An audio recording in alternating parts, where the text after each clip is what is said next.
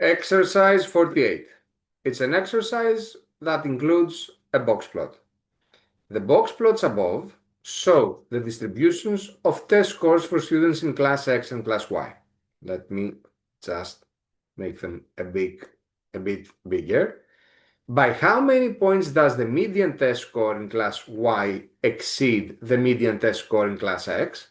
Okay, so let's see the things that we need to know from theory as far as a box plot is concerned on the SAT exams. A box plot looks somehow like this. We need to really understand that below here we get the set's lowest value, that is the minimum.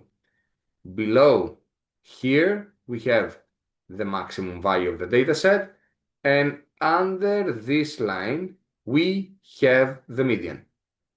I just drew the box plot horizontally, but it can be drawn as well vertically. Again, here, for instance, we would get the minimum point, here the maximum, and here the median for the left box plot, which is equal to 70. Similarly, for the box plot placed at the right, the median would be somehow here. So the median is between 80 and 90, let's call it 85.